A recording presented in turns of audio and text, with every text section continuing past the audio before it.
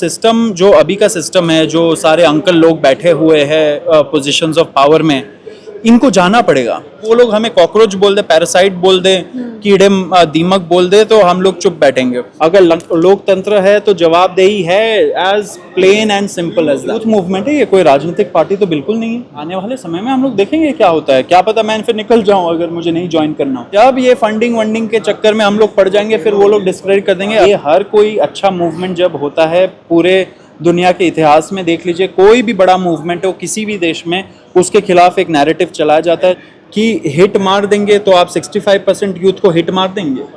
तो ये कौन बोल रहा है, ये कैसे लोग हैं? दिल्ली पुलिस प्लीज इनको जाके अरेस्ट करिए, जो भी बोल रहे होंगे। ये सब पाकिस्तानी है, बांग्लादेशी है, तो बोल दीजिए, डिक्लेयर कर दीजिए कि ये 99% लोग जो इंडिया से है ये सारे पाकिस्तानी है। ये ऐसा तो है नहीं कि उनके पास पावर्स नहीं है कि वो उसी टाइम हमें अलाउ कर दे या ना कर दे। ऐसा तो उनके पास पावर है। वी आर सेइंग कि आप पीसफुली हम लोगों को करने दीजिए प्रोटेस्ट। अजय दीपके की अगर गिरफ्तारी हो जाती है या जान से मारने की जो धमकियां मिल रही हैं लगातार, क्या लगता है उसके बाद ये मामला कहां तक पहुंचेगा? अगर एयरपोर्ट आती है, अगर उनको गिरफ्तार कर लिया जाता है, कुछ देखिए वो तो रेडी है। नमस्कार, आप देख रहे हैं परमपुर, मैं हूं प्रभात। जिस तरीके से कॉकरोच जनता पार्टी के फाउंडर अजय दीपके ने हाल ही में ट्विटर पर, एक्स अकाउंट पर अभी जिस तरीके से ऐलान किया कि वो एक बहुत बड़ा प्रदर्शन करने वाले हैं जंतर मंतर पर, अमेरिका से वो आएंगे एयरपोर्ट पर, उसके बाद वो जंतर मंतर तमाम लोगों के साथ जाएंगे और प्रदर्शन करेंगे। लोगों से आह्वान किया है इस प्रदर्शन में शामिल हो, धर्मेंद्र प्रधान का इस्तीफा मांगने के लिए। जिस तरीके से नीट का पेपर लीक हुआ है और छात्रों के भविष्य के साथ खिलवाड़ किया गया है, इसी मुद्दे को लेकर के अभी यहाँ पर कॉन्स्टिट्यूशन क्लब में जहाँ पर मौजूद हूँ, यहाँ पर बड़ी प्रेस कॉन्फ्रेंस हुई है। तमाम प्रवक्ताओं ने अपनी बातें रखी है। आइए इनसे जानते हैं कि क्या कुछ बातें हैं जो आपके सवाल भी हो सकते हैं कि 6 जून को आने वाले क्या कुछ हो सकता है, क्या एक बड़ा आंदोलन का संकेत है।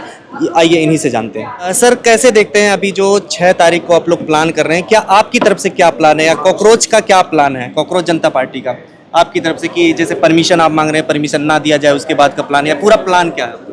देखिए, प्लान 6 तारीख का यही है कि 8 बजे अभिजीत दीपके जी आएंगे, सोनम वांगचुक जी आएंगे एयरपोर्ट।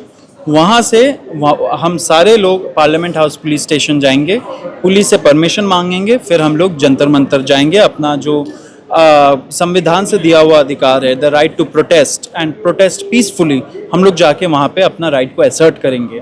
क्योंकि देश में जो भी हो रहा है, आप देखिए इतने सारे स्टूडेंट्स इफेक्ट हुए हैं, 1 करोड़ से ज़्यादा बच्चों का ज़िंदगी एक तरह से नरक बन चुका है, क्योंकि ये जो गवर्नमेंट है, ये जो एजुकेशन मिनिस्टर है, ही वॉज इनकॉम्पिटेंट।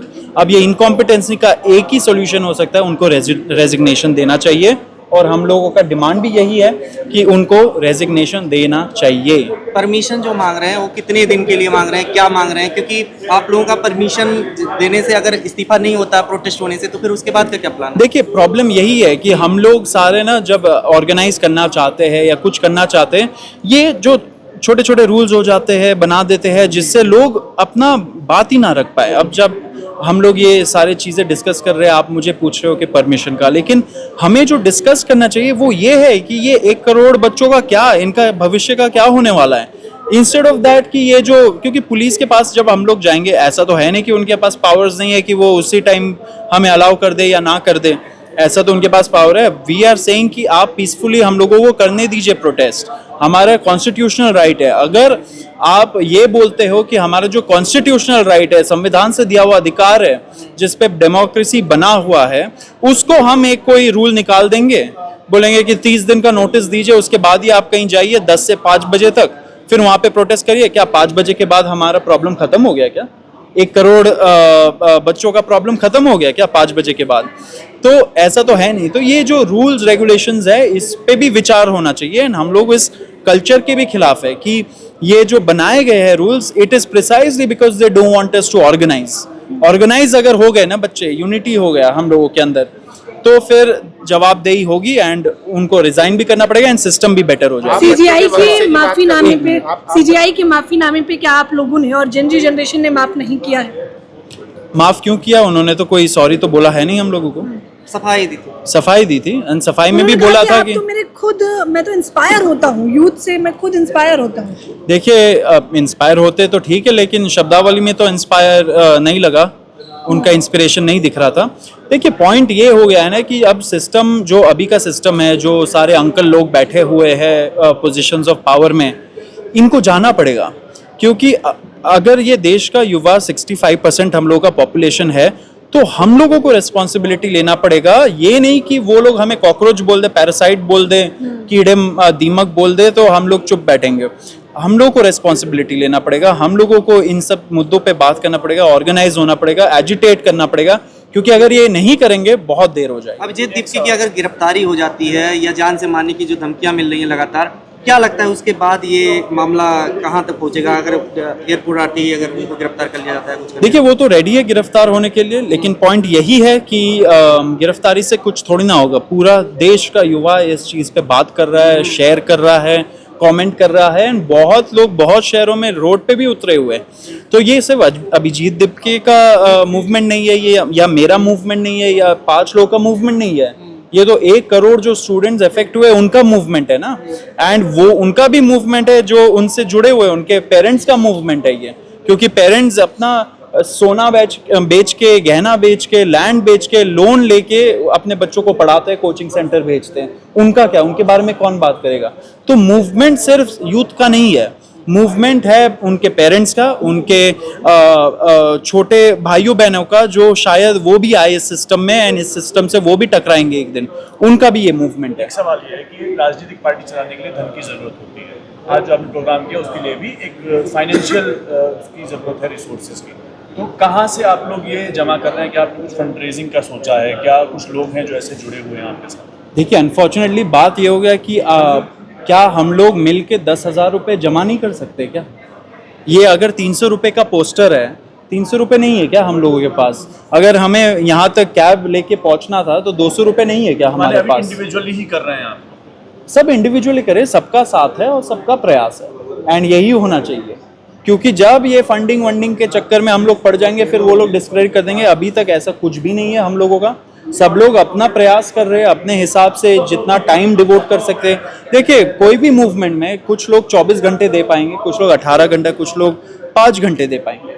तो सब लोग अपना प्रयास कर रहे हैं, एंड पैसे का भी यही है। पैसे का तो इसमें कोई है ही नहीं चीज़, क्योंकि जंतर मंतर जाना है, मैं 100 रुपये ऑटो वाला को दे के पहुँच जाऊँगा, तो उससे ज़्यादा थोड़ी ना हम लोगों को कोई जॉर्ज सोरोस बोल रहे हैं, पता नहीं कहाँ से बोल रहे फंडिंग आ रहे। क्यों चाहिए मुझे 100 रुपये जॉर्ज सोरोस का? नहीं चाहिए मुझे। लेकिन कौन नियुक्ति कर रहा है आप लोगों की? आप पत्रकार हैं, आपने संगठनों में काम किया है, अब आप एक राजनीतिक पार्टी का हिस्सा है, उसके प्रवक्ता हैं। क्या आपको लगता है डिफरेंस ऑफ ओपिनियन जैसी कोई चीज़ है किस चीज़ में आपके पत्रकार होने में और एक राजनीतिक पार्टी को ज्वाइन? देखिए ये तो यूथ मूवमेंट है, ये कोई राजनीतिक पार्टी तो बिल्कुल नहीं है। हम लोगों ने कब अनाउंस किया कि ये राजनीतिक पार्टी है? आने वाले समय ये में एक यूथ, आने वाले समय में हम लोग देखेंगे क्या होता है। क्या पता मैं फिर निकल जाऊं अगर मुझे नहीं ज्वाइन करना हो। अभी तो यूथ मूवमेंट है ना, अभी तो हम सारे लोगों का, आप लोगों के भी बच्चे होंगे, आप लोगों के भी भाई बहन होंगे छोटे जो ये एग्जाम देने जाएंगे।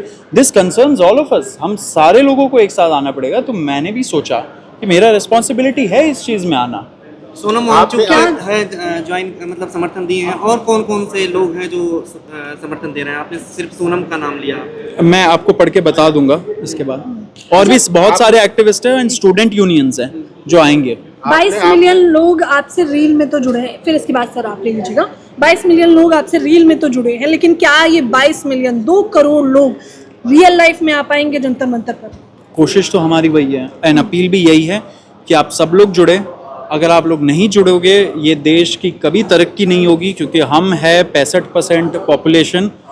देश को अगर आगे बढ़ना है, प्रगति करना है, अगर नया देश बनना है, ये नहीं कि जो हमें एक ड्रीम बेचा गया था एक टाइम पे कि नया इंडिया, न्यू इंडिया बनेगा, अच्छे दिन आने वाले, ये सारे अच्छे दिन तो नहीं आए। जो दिन थे वो भी बुरे हो गए, क्योंकि इतने सारे एग्जाम के लीक्स हो रहे हैं, इतने सारे एग्जाम्स में प्रॉब्लम आ रही है।